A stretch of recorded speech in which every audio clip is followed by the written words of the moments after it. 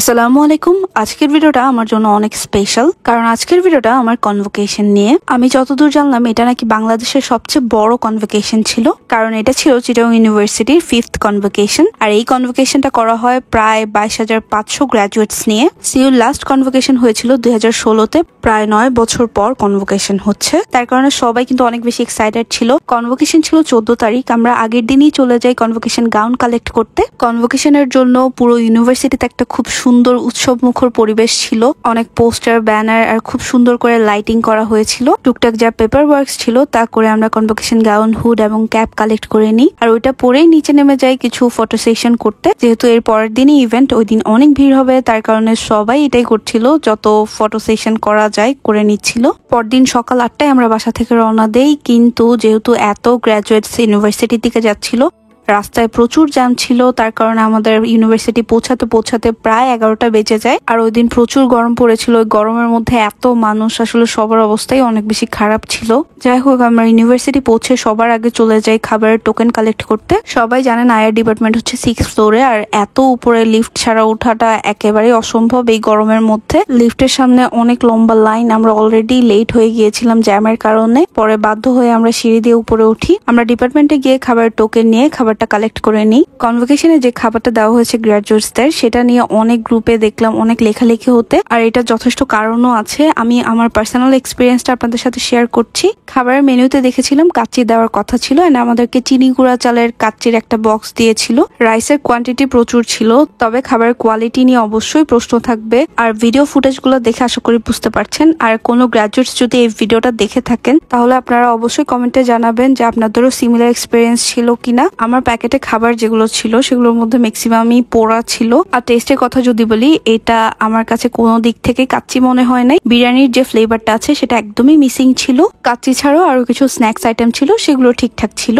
Anyways, আপনারা সবাই জানেন ওই দিন কনভোকেশনের চিফ গেস্ট ছিল ডক্টর মোহাম্মদ ইউনুস। যেহেতু উনি আমাদের ফ্যাকাল্টির ইকোনমিক্স ডিপার্টমেন্টের প্রফেসর ছিলেন, তাই প্রোগ্রাম শেষ করে উনি আমাদের ফ্যাকাল্টি ভবনটা ঘুরে দেখার কথা। তাই তার নিরাপত্তার জন্য ফ্যাকাল্টি ভবনটা খালি করে দিতে হয়। আর সবাই তখন বাইরে অবস্থান করছিল, আর বাইরে কিন্তু বসার ওরকম কোনো ব্যবস্থা ছিল না। আর এই গরমের মধ্যে আমার কাছে এই ব্যাপারটা খুবই প্যাথেটিক লেগেছে। এবার মেইন প্রোগ্রামে আসা যাক।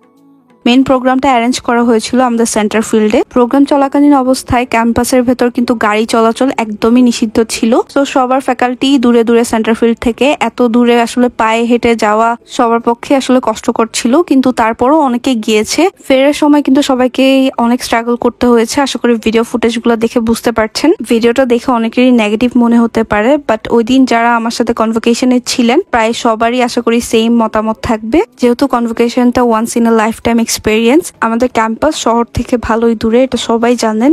তারপরও এই গরমের মধ্যে সবাই এই প্রোগ্রামটাতে অ্যাটেন্ড করার চেষ্টা করেছে। এবার এই কনভোকেশনের পরে আমি আশা করি পরের কনভোকেশন গুলো শীতকালে অ্যারেঞ্জ করা হবে, যাতে করে আগামীর গ্রাজুয়েটসরা এই বিশেষ দিনটাকে খুব সুন্দর করে এনজয় করতে পারে। কনভোকেশনে সব গ্রাজুয়েটসদের একটা করে গিফট ব্যাগ দেওয়া হয়েছিল।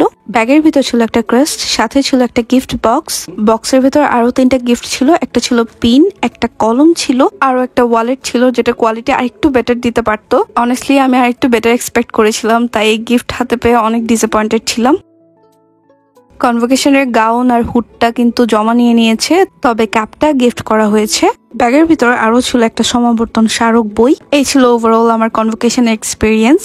যেহেতু পাবলিক ইউনিভার্সিটি কনভোকেশন গুলো অনেকদিন পর হয়, তাই আমি ভাবি নাই যে এত তাড়াতাড়ি আমি কনভোকেশন পাবো। গ্রাজুয়েটসদের অনেক অনেক শুভকামনা। আপনারা যারাই আমার ভিডিও দেখেন অবশ্যই এই ভিডিওর নিচে এসে কমেন্ট করবেন। এই ভিডিওতে কনভোকেশন নিয়ে অনেক ক্রিটিসিজম আছে আমি জানি, কিন্তু চট্টগ্রাম বিশ্ববিদ্যালয় নিয়ে আমার অনেক স্মৃতি, যেগুলো আমি সারা জীবন মনে রাখবো। চট্টগ্রাম বিশ্ববিদ্যালয়ের ক্যাম্পাসটা এত সুন্দর, আর আমি এই ক্যাম্পাসের স্টুডেন্ট ছিলাম, এটা নিয়ে আমি সবসময় প্রাউড থাকবো। আমি জানি কনভোকেশন নিয়ে অনেকে অনেক শ্রম দিয়েছেন। এই ভিডিওতে আমি কাউকেই কষ্ট দিতে চাইনি, কিন্তু তারপরও যদি কারো মনক্ষুণ্ণ হয়ে থাকে তাহলে ক্ষমা সুন্দর দৃষ্টিতে দেখবেন। ইনশাল্লাহ পরে কোনো ভিডিওতে দেখা হচ্ছে। সবাই ভালো থাকবেন, সুস্থ থাকবেন, আমার জন্য দোয়া করবেন। আল্লাহ হাফেজ।